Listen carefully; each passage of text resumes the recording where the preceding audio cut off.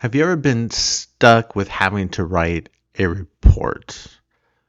What we're going to cover in this section is how to write OSINT reports, but trying to take a lot of the hassle and the aggravation out of the process, right? Try to keep it simple, practical, but also deliver value to your organization or to the client that you're working for.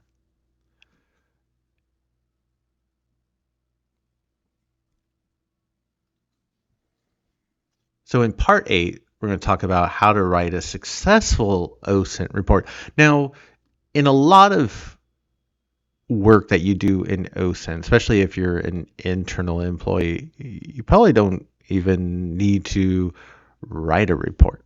Typically, and this is what I do in my day job, and sometimes even with clients, if I have a quick finding, I don't need to spend 4 hours writing a report. I just send off an email, say, here's the issue, here's how to fix it, and be done with it, right? So you want to keep it as simple as possible. But sometimes if you are a member of an internal team, you might have different requirements for documenting different findings. So there might be some reporting requirements that you have to follow, right? And if you're an outside consultant delivering services for an organization, then more than likely they are going to be expecting a report, because that report really is the end product of that OSINT engagement, very similar to a penetration test and having a final findings report. It's how the client actually sees that they actually got what they paid for, and ideally, or what they're paying for is valuable information that you found about their organization, right? Valuable information on how do they take those next steps to protect their company. And that's what really should be focused on the report. So sometimes you need a report, sometimes you don't, right? Usually if you're an internal team member, you're not writing reports, you're probably just sending off emails. You might even just be pinging somebody internally, maybe like on Teams, to let them know, hey, we have this issue and we need to get it addressed. If you're an outside consultant, that's typically where you're going to have to write a report. So again, that really demonstrates that you actually did the work and they have that end product that they're paying for. Now, to take a step back, when you're writing a report, if you have to write one, right, we have to remember the whole reason the report exists in the first place. So it is, yes, for the client to have this tangible artifact, right? This thing that you've created that demonstrates that you've done this work, right? And it even will go through that process of how you performed the work itself. And we'll talk about that in a few minutes. But it's to be able to not only demonstrate that the work was done, but to meet, right, the individual goals the client had for, why did they hire you in the first place? Why were they asking you to perform OSINT for their organization? So you want to make sure that everything that the client was asking for is covered in the report. And it should be covered in detail. Right? You want to make sure that you hit all of those points. Different clients look for different things. Right? Some clients might not have any expectations. Right? They might not have any idea what they're looking for. At the same time, right, this is where you bring value to the client organization. Right? And the more value you bring, even if you're looking at it just from a business perspective, you could look at it as the more value you bring, right, the more the chance of them having you come back and do more work for them, right, is greater than if you didn't bring value or if you brought only little value. Or if you look at it from a mission perspective, right, the more value we bring from a cybersecurity perspective, right, the more information we bring to the client, helping them understand how to better secure their environment, might be just your mission itself. Or maybe it's a combination of those and other things as well. I think the two biggest drivers usually are, and you see this, again, I liken this a lot to writing pen test reports. right? There's people that do pen testing because they have a lot of fun doing it and they believe in the mission. And then there's some people that they just want to get paid at the end of the day. And then, there's people that, they want to get paid and they have a lot of fun and they believe in the mission. And so it's very similar in OSINT. Of course, when we look at, there could be different drivers for why that client reached out to you in the first place. Right? And so sometimes it's just to get an idea of, let's see our external attack surface, which really means what would an attacker see if they were investigating or researching the company from an outside perspective, especially looking at the different services, systems, and applications that we have exposed to the internet, right? And of course, in the industrial control world, we're always talking about, do we have any control system assets like HMIs and PLCs that are exposed to the internet, right? And that's probably the most common form or common goal that we see, right? But you can always take a more broad approach to look at the overall attack surface, because it's not just about, do I have a PLC or an HMI exposed, but what other assets and services and applications are exposed to the internet that might pose a risk, right? Especially what if an attacker could use that exposed system, application, service to gain access to a system on the OT network to get that initial foothold, or maybe it's on the IT network, but then could they transition from there, from the IT network into the OT network? And another one, and I see this a lot of times where you're going through and doing research, again, whether it's in a pen test or you're doing some type of OSINT engagement or both, where you might be looking for just the external attack surface, right? What's exposed?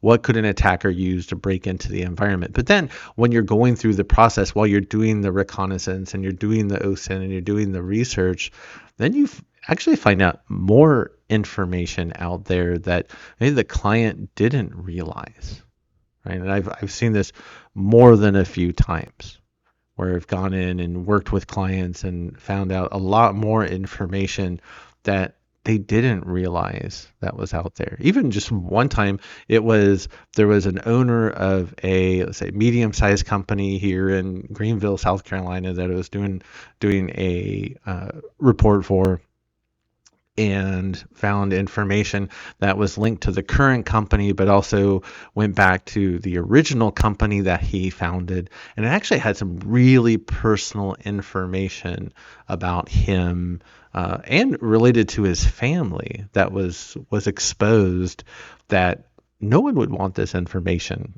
out there, let's just say. And you think of things like personal cell phone numbers and personal information about their children. I mean, it was sensitive information you wouldn't want. So just being able to find that and be able to include it, right? The CEO, the owner, was really surprised, because he's like, I really completely forgot all about that. The original company, we tore, basically all of their online presence down, and like, how did you find this? Like, the internet does not forget, as many people are fond of quoting. So we have to remember, though, what's the whole purpose in us being there and performing OSINT in the first place. So we want to make sure that we hit all of those objectives. But then remember, you can also find other things during the process that bring value. Right? Again, it's a big focus for at least myself, is bringing value, whether it's me as an internal employee or as a consultant working with an outside entity. It's all about bringing value to the engagement. And then usually another one of those, I guess, staples that we always have in the report, and again, I always very similar to what we see in penetration test reports, or if you're doing a risk assessment or something similar in the cybersecurity world, we'll typically have a bunch of findings and we rate them based off of the associated risk. So we might have low to medium, high, and critical risk. So I really especially want to make sure that we focus on those high and critical risk findings where there's kind of this real, true, and present threat or risk to the organization. And then they need to get those items addressed much sooner than later, right? If I have a PLC that's exposed to the internet, right, we want to get that addressed within the next 24 hours if possible, right? Because that definitely is something that, yeah, there's a lot of risk associated with having that asset exposed to the internet. Now, if I have a bunch of email addresses for employees, that's low risk. It's something to be aware of that information is out there and how it was gathered, but is it something that an attacker is going to use directly to take control over an asset? No. Could they use it in things like phishing attacks? Sure. But there's not a direct, immediate risk there. But it's still good information to be aware of. And I know we covered a lot of this during the course. But we'll see different types of findings with all different types of risk, which can be very qualitative at times, right? How much risk or do you think it is there, right? How bad is this issue, right, to the organization? A little bit, or a lot, or somewhere in between. Ultimately, right, the goal of the report, though, is not only to give the client or your company a list of issues that have been found, but it's about driving action. So in some respects, right, you have to sell the reader on understanding here are these issues, and here's why they're bad, and here's why they need to get addressed. And in particular, these high risk and these critical risk items, why they need to get addressed right away, right? Here's this PLC. It's exposed to the internet. Attacker could find this, and they will find it, and they can take control over it. You could even highlight it has these X amount of vulnerabilities. An attacker could use this to take control over the asset and have a foothold on the OT network, not to mention potential control over the actual process behind the scenes that this PLC or an HMI, right, actually controls. And you can be able to define that, right, and help them understand that, yeah, we need to get this fixed. And then we also need to, maybe there is a finding for, maybe there's an employee that posted on LinkedIn, right? New employee posted their first day picture with they're very proud and they had their employee badge on. It's one of those. Is that critical or high risk? No, an attacker is not going to use that to take full control over the network right then and there, but it's still something that needs to be addressed. We might consider that low, maybe medium risk.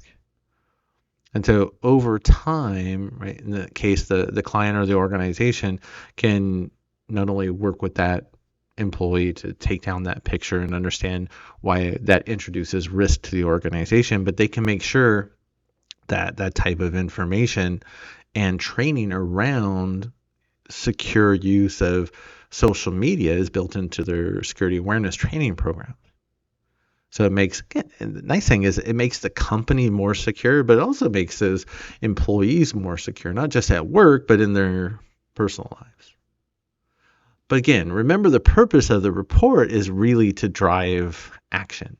If you have an empty report, right, and you might not have a lot of findings if it's a very mature organization, but even mature organizations, typically a lot of them are the larger organizations. There's always something to find. If you're not finding issues, you're not looking hard enough. I don't believe. But ultimately, again, it's about finding the issues and driving the action so that the client understands that they need to get those issues addressed. So this goes back to the very first part of the course, or to start to think when we write the report, we're putting all of these issues, right, security issues in a documentation to say, hey, here's all these problems that you have that an attacker could use to break into your environment and take control over your plant or your facility. Which is necessary, right? We need to get that information to the client. And at the same time, what would happen if an attacker got hold of that report? What would they be able to do with it? Would they be able to use it basically as this roadmap or almost like a treasure map to find a way to break into the environment, right? You did all the hard work for them. So we have to make sure not only once we have a report that it's encrypted and that it's transferred to the client in a secure manner using something like a secure file transfer platform, but that the report itself should be encrypted. Now, remember, there's not just the report itself, but there's all of the data that you had created when you created the report in the first place. So as you were doing the OSINT, as you were doing the analysis and the research, all that data is probably sitting there on your laptop hard drive. So the best thing you can do is make sure that your laptop hard drive is encrypted. So that way, if your laptop was lost or stolen, there's this understanding that the information on the laptop is secure. So even if you were, let's say, targeted by an attacker, right, and they know that you do this type of work, they want to leverage your research to break into an environment, right, and they steal your laptop. They're not able to access the data as long as the local hard drive is encrypted. So we have to take those steps to protect not only the report, but all the OSINT and research data that we have sitting on our systems. So anything that, again, if an attacker got their hands on, how valuable would it be to them? I used to think this never happens. And it's not super common, no, but attackers do go after security researchers and those folks that they know that perform things like penetration tests and OSINT. Because if they can compromise your system and access your data, again, you've done all the hard work for them. And then they just leverage that data to attack those environments that you're actually trying to help. But in this case, if you're not protecting yourself and you're not protecting that data, then really you're only hurting them. So just remember to keep the data safe. Now, I don't know about you. I'm not a fan of writing reports. I like in the idea, I think, of writing reports and that the report is necessary to help the environment or the client, right, understand how better to protect itself, right? But the fun stuff, right, in the engagement is doing the OSINT, right, doing the analysis, writing the report, not so much, in the way of fun. And so the really cool thing these days, if you don't already have a lot of organizations that continually do this type of work, they already have templates for these reports. And then you go through and just use that template over and over again to write your report. And it goes pretty quickly. Right? But if you don't have one of those templates, you can use ChatGPT or another GenAI platform to create one for you. And that's what we're actually going to walk through in the rest of this course, in this section, is using ChatGPT to go ahead and create one of these templates. Now, we're saying create a template, an outline or a framework for the report. We're not saying have it write every sentence of the report for you. You still want to make sure that the report is your own work. But again, there's nothing wrong with ChatGPT as a friend, if you will, to help you create a report framework or a template. So here's one of the ChatGPT prompts that I used. And basically, I'm just asking it to create a OSINT report. Now, you can see I start off saying, hey, act as an ICS OT cybersecurity expert with over 30 years of experience in the field. This actually, believe it or not, matters because you can tell ChatGPT to take different types of personas with different levels of knowledge. Right? I don't want a junior pen tester who works in IT and who's been doing it for 3 months I don't want ChatGPT to take on that persona to write a report, right? That's not going to help. So I want to say, no, I want you to act as a ICS OT cybersecurity expert with over 30 years of experience, right? And there's very few people in the world that actually have that much time as a leading cybersecurity expert in control systems, right? But regardless, yes, you get the idea, right? We want somebody with a massive amount of background to be able to write this template for us. Now you can then say, I want to write a simple report, and then I include a fictitious, or if you're familiar with the Blade Runner movies, we're going to use the Tyrell Corporation as a sample company. And then you can go in and you can, of course, just swap that company out with whichever entity that you're working with. And then we provide a little background, say Tyrell Corporation is a manufacturer of industrial robots. So it's for 2024. I say, I'm going to include the following sections, and you don't have to do this. You can have ChatGPT suggest sections for you, but I did want to include this because these are the ones that I find just in every report I write, in every report I read, whether, again, it's more in pen testing or in OSINT, right? They're very similar if you're doing formal reports. And we'll go through each of these sections from the executive summary, this high-level overview, written for, as you can imagine, the executives. Again, it's very high level, but it describes everything in, well, what else are we talking about in this report? But just in one, maybe 2 pages. We talk about the scope and methodology. So that really walks the reader through the story of how the engagement unfolded. There's the individual findings and analysis.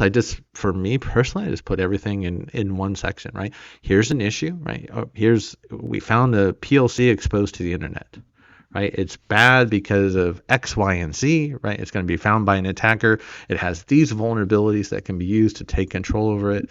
And the attacker would have a foothold on your environment, not only potentially an impact to the control or the process that PLC controls.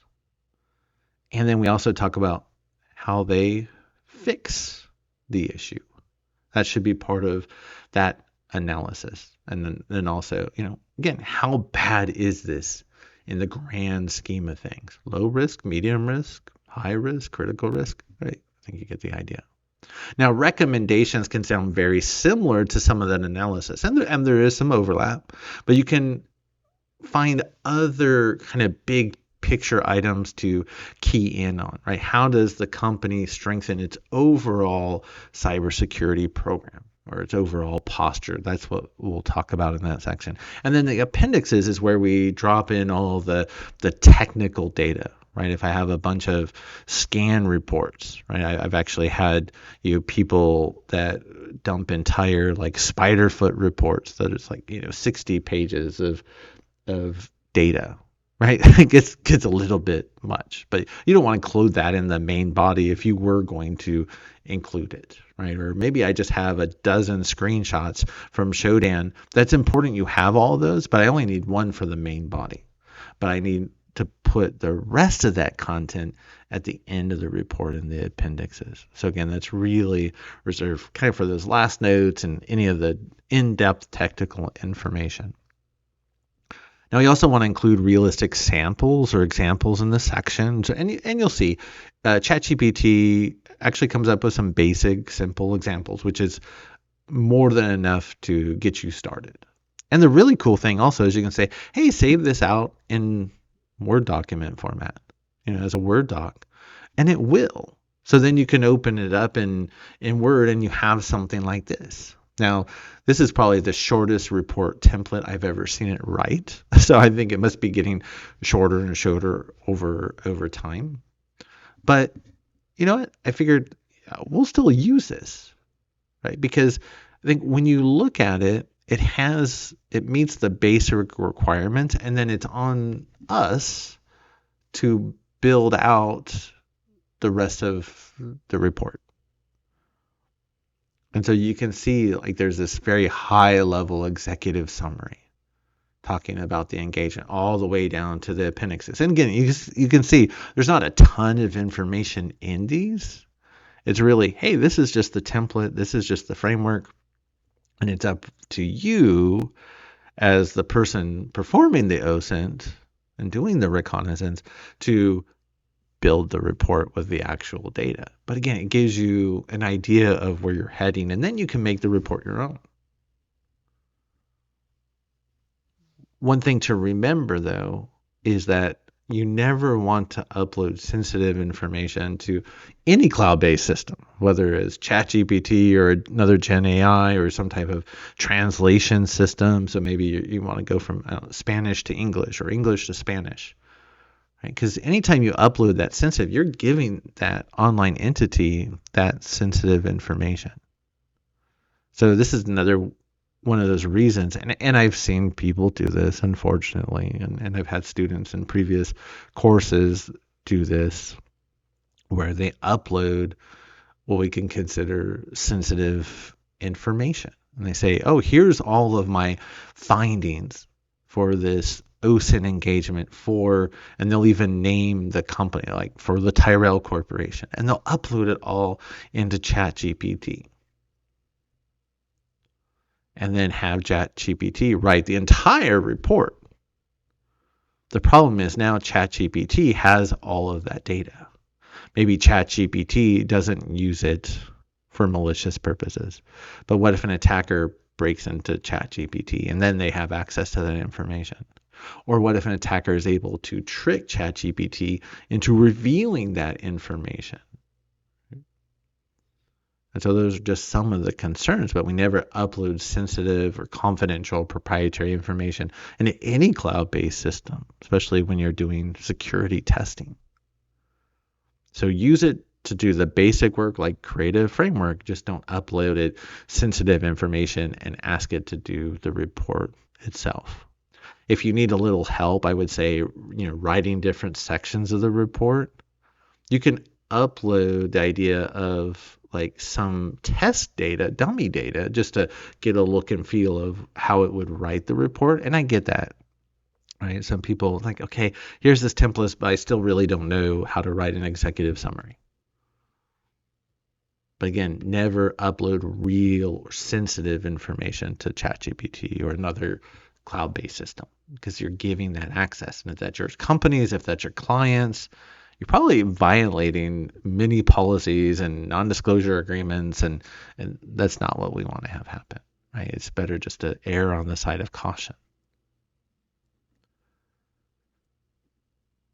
So to dig in, remember we talked about there's really these 5 main sections to the report, and we're going to go through these. So we can look at, remember, the executive summary is the first page, maybe 2, but never should ever be more than 2 pages. And this also is probably going to include a chart, maybe 2. So we're not talking about a ton of information. We're not talking about a ton of writing here. But you have to think this is going to be read by executive leadership. So think the CEO. Now the CEO, right, probably is never going to see this information, right, unless it's a very small company. But think of maybe the CIO, right, or maybe the lead for the OT side of the house, right? Maybe it's a plant manager, right? But all the management and executive leadership for the organization, you have to assume they're going to be the ones reading this, right? And you have to remember, they have really busy jobs, right, at the end of the day, like we all do. So if you're talking to the CEO or a CIO or the plant manager or somebody else who's responsible for OT in the organization, they don't have time to write or to read a 10-page, 30-page. They don't have time to read the entire report typically. But they'll take the time to read or skim the executive summary. So that's why you need a page, usually at most, again, 2 pages max, to explain to someone without a technical background, right, what you found during the OSINT engagement, right?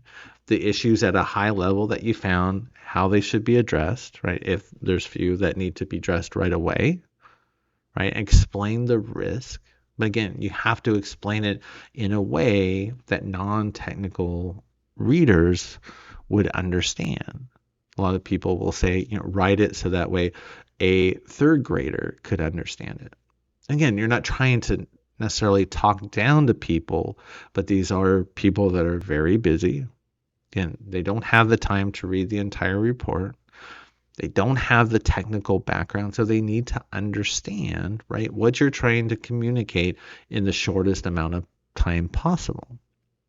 So, right, for a third, fourth, a fifth grader, so that they can help you understand. And tools like ChatGPT or Grammarly, right, all those platforms you can actually provide them information.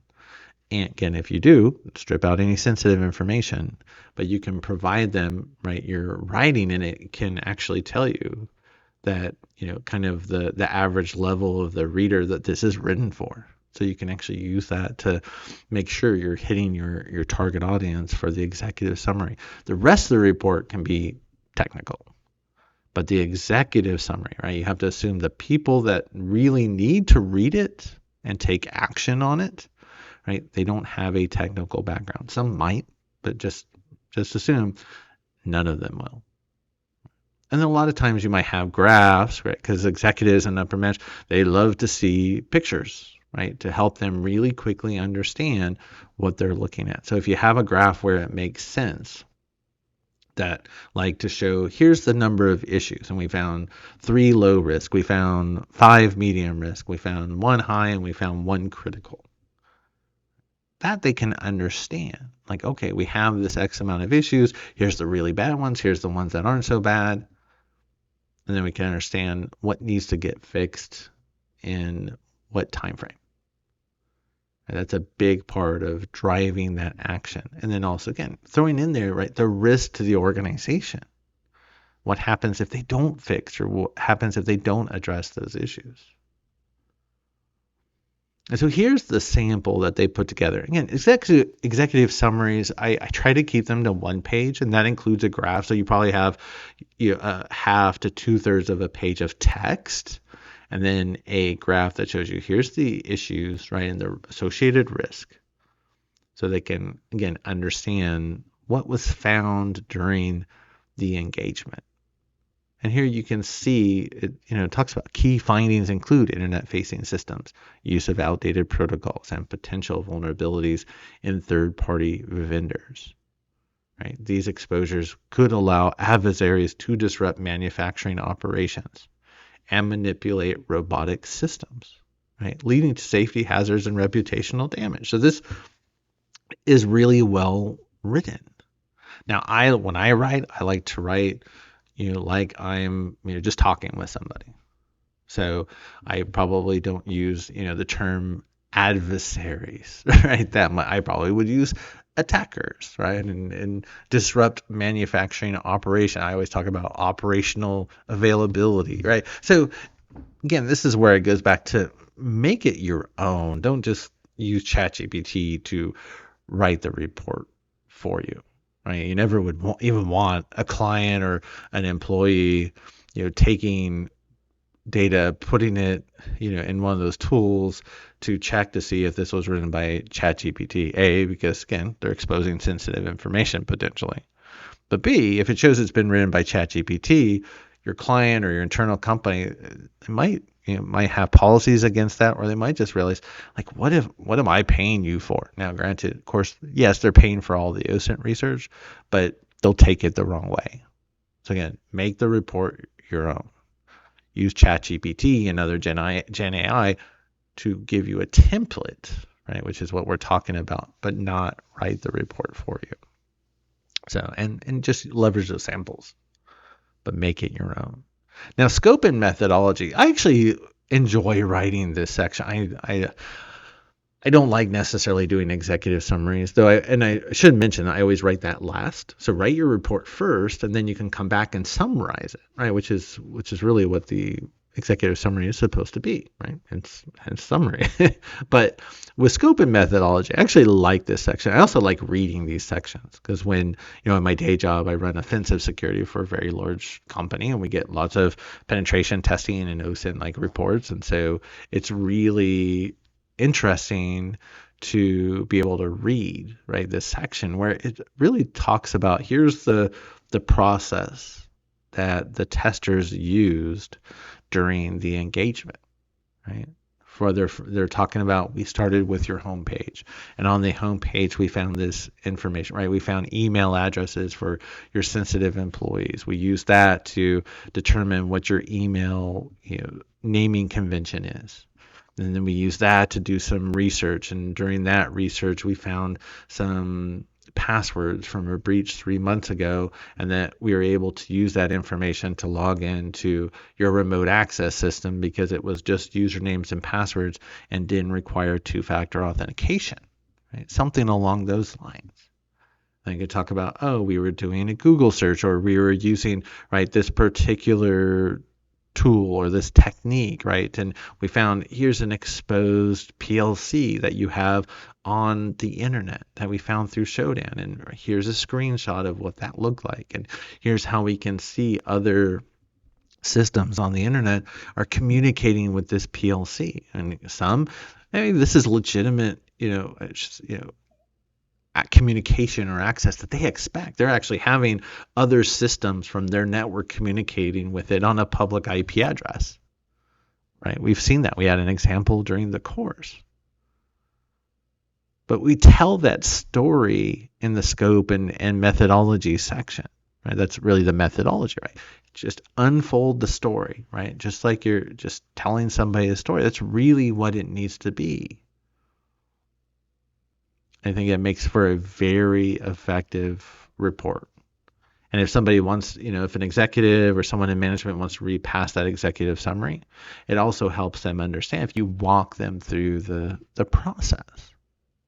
And then, yes, we include the scope and method, or the scope, to say this is what we tested, right? We're eliminating to the organization as whole. We were just doing OSINT.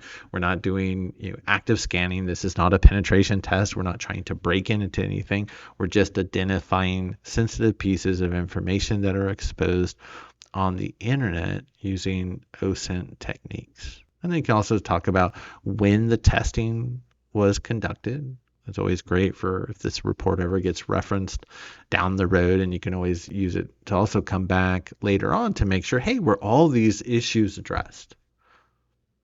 After this report, and I say this issue still exists. This PLC is still exposed to the internet.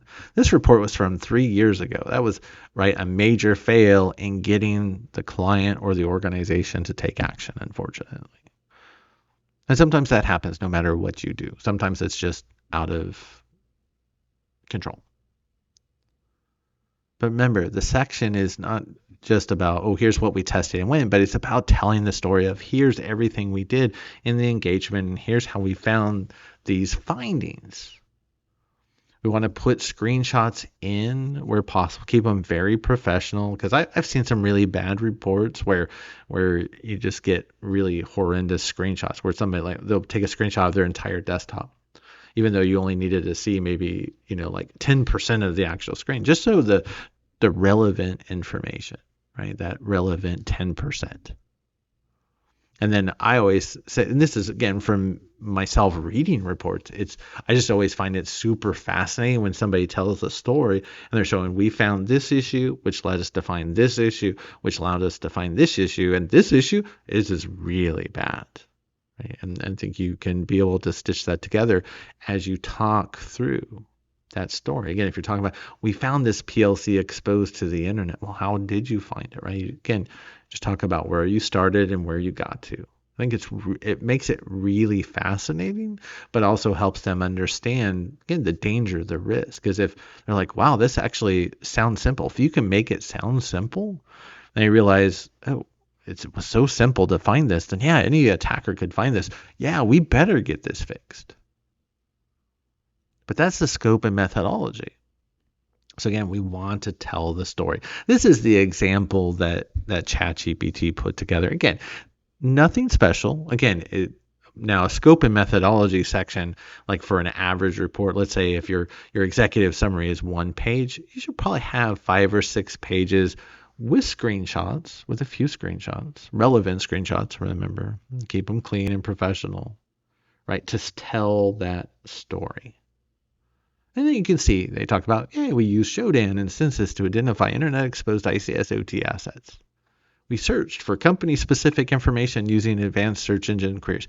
That's great, but again, use your own words. Put it in your words, just like you're talking with somebody, and walk them through the process from start to finish. And again, screenshots are a great way to do that. Now, findings and analysis. This is where you should talk specifically to, these are the issues that we found, right? We've just told them the story of how we found the issues, right? Or at least some of them, especially the more important ones. But now we want to document all of the different issues or all of the different findings. And so we say, yes, you have a finding like, oh, you have a PLC exposed to the internet, or you have an employee that has a picture of them on LinkedIn showing their employee badge. So we have to take the time to explain, because the reader just says that's an issue. They might not understand why that's a problem. So we have to help them understand. So we have to provide that explanation to say, yeah, this is why this is bad. That PLC is exposed to the internet. An attacker can come take control over that and use that potentially to even ultimately gain control over the entire site or plant. This is where we also put in our risk ratings, right? Is it low, medium, high, or critical risk, right? Exposed control assets, that would be usually the worst of the worst, critical. Somebody that has their badge, posted on LinkedIn, low, right?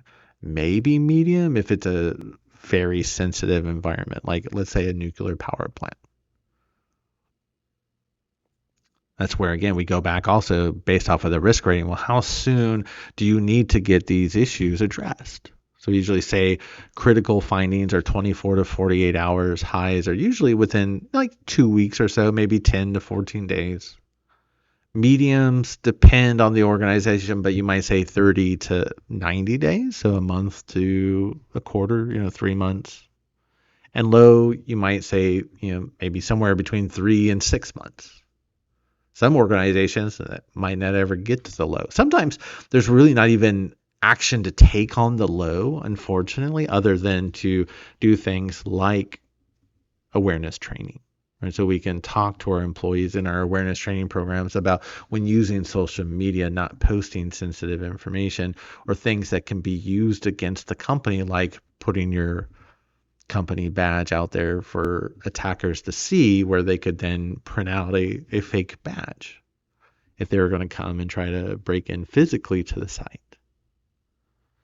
But also make sure that any specific findings that you have in this section, you should have at least one screenshot. More if it's relevant, but one screenshot that demonstrates the issue. Now, if it doesn't effectively demonstrate the issue, don't have a screenshot at all, don't have any images. But most issues, I would say, at least 90% of the time, there's usually some type of screenshot you can include. Like in the examples we've talked about, here's a Shodan image of how I found this exposed PLC being on the internet. Or here's the screenshot from the employee's LinkedIn page that shows them standing in front of the company on their first day that exposing their employee badge. Right? Those are the types of things we want to include. Again, if you don't have anything relevant, don't include it. And that's also very typical for maybe some of the, especially low, maybe medium risk environments, or items. So I wouldn't necessarily worry about if you don't have screenshots for low and medium risk items, but you should have for most findings. So if you don't find yourself having those, go back and rethink. So here you can see ChatGPT's little template. Again, it's a template, right? It's a framework. So it just gives us some examples, but we're going to go back and we're going to update it. So we add, right, our writing, right, as if we were talking to somebody. Again, that's just how I write. You write how you write, of course.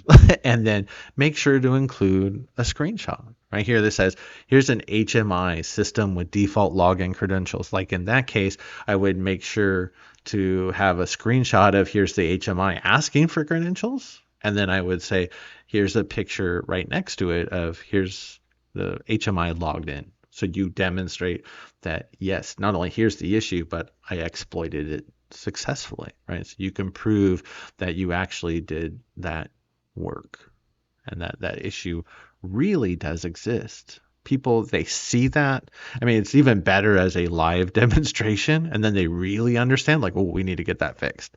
But as long as you have this in the screenshots that can demonstrate the issue, they'll understand the urgency, especially on those high and critical risk items, and want to get them fixed. Remember, the whole point to the report is to drive action. It's to get the company to take action to get the issues addressed.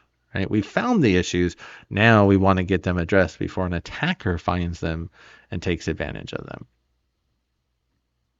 So recommendations, again, this can seem like a lot of crossover with what we're just talking about with findings and analysis, because analysis also includes recommendations of, hey, here's an issue, here's how to fix it.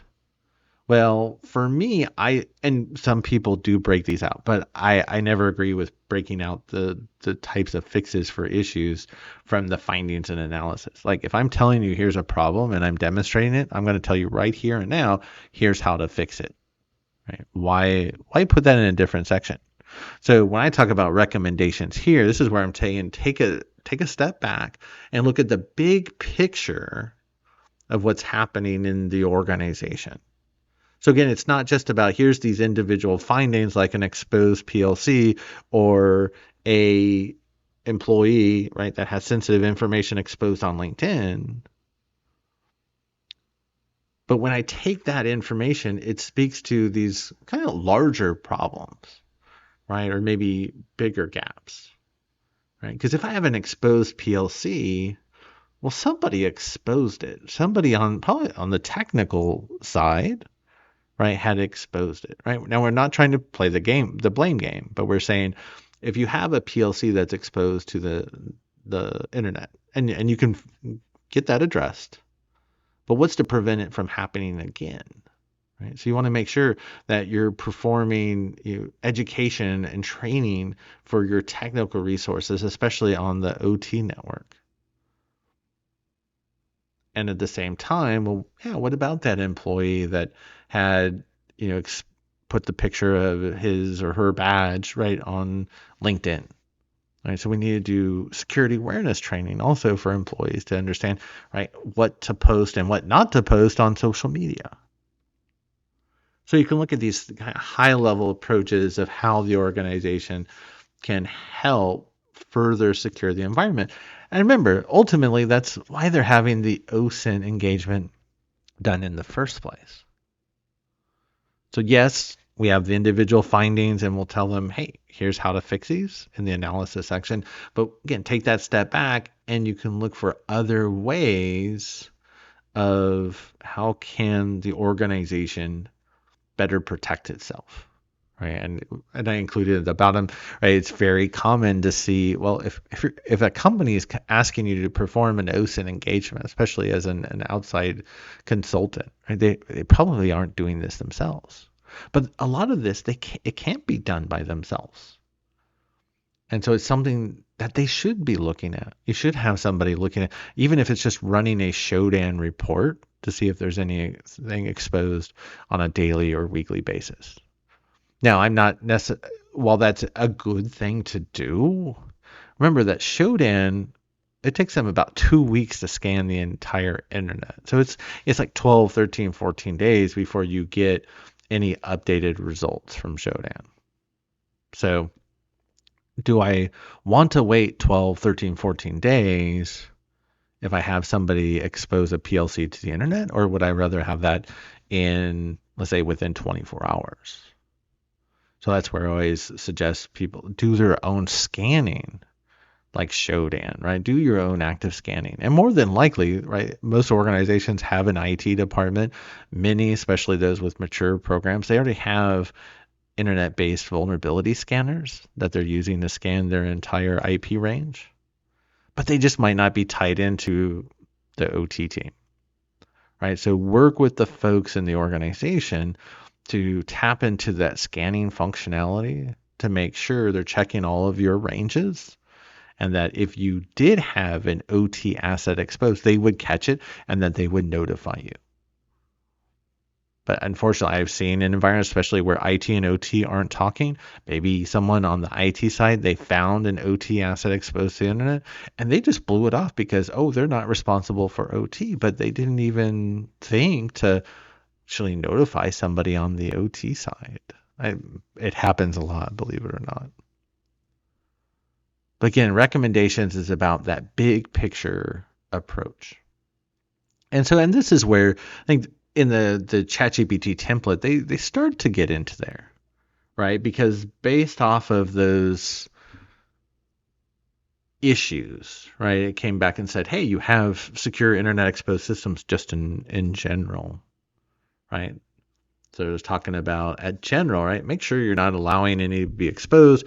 Only allow access to those on the internal network through secure remote access. They're talking about, hey, we found a lot of older unauthenticated and sometimes they'll talk about unencrypted protocols, right? But especially unauthentication. Now, when we look at things like Telnet or Modbus, these are protocols, that we can use to access systems, especially Modbus on control systems, right? It's unauthenticated. So we can connect and we can do with whatever we want essentially with that controller to a large degree just through Modbus, right? We can read those values. We can write those values. We can potentially change the control process. I don't like, especially this fine, I would break out like IT and OT specific protocols because Modbus and Telnet are typically, vulnerable and if you want to say bad for different reasons for the most part, right? Yes, they're both unencrypted, but I don't care 99.9% of the time whether Modbus is encrypted or not. I do worry, or I am concerned 1,000% of the time that Modbus is an unencrypted or unauthenticated protocol. Again, you're not asked for a username and password before being able to read and write, make changes, right, to the data in, let's say, that PLC. So, but that gives you some examples. Right? Again, very high level, like here's how you can take these steps to further increase the security posture, right, of your overall program. Now, this is where I kind of went back and kind of tried to make it a little bit more, I guess, reader friendly. And so I actually wrote these, and these are very high level. But again, this section is supposed to be high level, and so say, hey, overall, right, we saw internet exposed systems not identified in a timely manner, right? We were just talking about this. So we found, hey, this PLC, it's been on the internet for 3 years. So let's help you, get it down to where maybe even at least a week, right, is better than 3 years. Or if I can get notified within an hour or 24 hours, right? Again, anything is better than 3 years, right? So set up a scanning system to be scanning, again, okay, once a week. Again, anything's going to be better than 3 years or 30 years, potentially. So, and then again, the idea of, adding, here's some topics to add to your security awareness training. Right? And the companies love this type of information, especially those that really struggle to understand what to include in security awareness training. So they'll even see that as a nice to have. The last part, remember, in the appendixes, this is usually the place to put all of the technical information. Now, I've gotten some really great reports. I've gotten some really bad reports and everything in between. And in this case, we can see that people might actually have like entire scan dumps that are 40, 50, 60 pages long. Like if maybe like for my day job, right? If I did a Shodan command line search, I mean, it's, I don't know, probably 12, 13, 14, 15, 16 pages just of command prompt output, right? would I include that in the report? Not in the main body. I might consider putting it in the appendix. Typically, if it's more than a couple pages, though, I would look at just adding it as a separate document. It still might be labeled as an appendix, but I would label it as a separate document. So, but yeah, you can see those. I would say, it's very often like in pen tests and sometimes in OSINT, if somebody, right, has access to a password, right, or maybe they've done some password cracking. I've seen where they put the actual password in the report. No, we never want to show a report. You can show part of the password, maybe the first character or two, so that way you can demonstrate we really did have the password. But again, if an attacker gains access to this report, you don't want them to have access to the password itself. So remember, limit, right, the information that you put in the report from that perspective. Don't give anything super sensitive like actual passwords. Right? Again, any screenshots, we talked about the example that maybe in the methodology section, we're talking about, oh, here's a screenshot or two from Showdown, but I might have another dozen screenshots that you really need to see. So I'm going to keep those in the appendix, just not in the main body. It just takes up too much room. And then you might have a reference section. So maybe there's some books, right, or articles that you want to share that help maybe even just demonstrate some of the issues with that you found, right? That talk about, maybe there's an article about an attack where an attacker used an exposed PLC to impact an environment. Bonus points if it's maybe you're doing this for a manufacturing client and that attack was against a manufacturing plant, right? But I think it's always good to have these resources and these references to be able to give the client additional reading. Will the vast majority of them use them? No, of course not. But some will. A few will, right? And that it's just another extra bonus on how you can bring more value to the report. Now, a lot of times you'll see, and this is the template that ChatGPT came up with, is, oh, here's a list of the tools we used during the during the engagement. I don't believe in doing this, so that's why I have it X'd out, because if we've done our job right in writing the report that we talk about, especially in the methodology section, and we tell them the story, we're showing them the tools, right? We're showing them the screenshots. We're explaining the process of using the tools. I don't need to talk about like, oh, here's just the list of tools that we used. Especially, what if I used a tool and there were no findings? I guess it might be good to include that just in case someone might question, well, why didn't you use Shodan? Yeah, that type of thing. Right? If you didn't have any Shodan findings, I would still include that in the methodology section. You'd say, we also use these tools, but did not have any relevant findings. But again, the tool list, that should be in kind of weaved in throughout the report. You don't need an appendix just say we use these 10 tools. That does absolutely nothing. Every time I see something like that, I kind of have to laugh because it's just completely worthless, like 99.9% of it. And we talked about any of the additional information that you want to include. So to wrap it up, right, just a couple of final things to think about. And we had already mentioned many of these, right? When you're writing a report, remember the whole purpose of the report itself. It's to help not only the company understand how to increase their security posture, but to also get them to take the action to increase their security posture. Now, whether they do or not, that's not entirely on you, but I do firmly believe that reports can be written in a way where you can give it the best chance to convince somebody, especially in leadership or management at that organization or at that plant, to take action to get those items fixed. Make sure not to include any sensitive information, like, remember, passwords, right? Just mask it so that way you can show that, yeah, we really did have the password, but you're not actually showing the password. Right? So again, think of what would happen if an attacker got that report. Right? Make sure we keep it secure. Remember all the technical data, right? Especially things like entire, dumps of scan data. Right? It goes in the appendixes, right? Don't just clog up the main body of the report with a bunch of scan data, right? That does not help readability.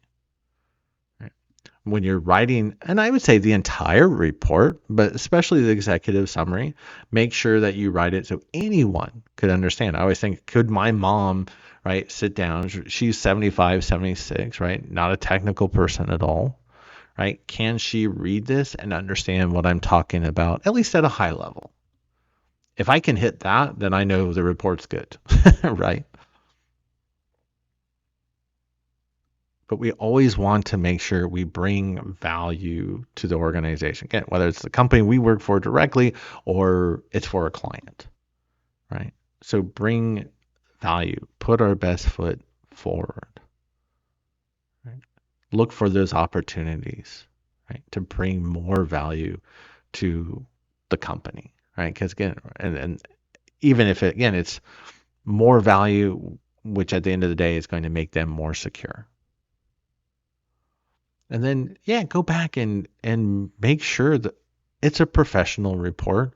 I've gotten some reports that they might have been done, but the person doing the testing is a technical wizard, but their writing skills are horrible. Right? They should just pay someone or have somebody on staff write the report for them. Right? So get the help if you need to write a report. Remember, just don't upload sensitive information online, but work with somebody to actually write the report for you so that it comes across as professional. So just a couple of final tips. And that brings us to the end of the course. So the next section will actually go back over the review questions from the course. So hopefully you'll join me there. But otherwise, just thanks again for checking out this part.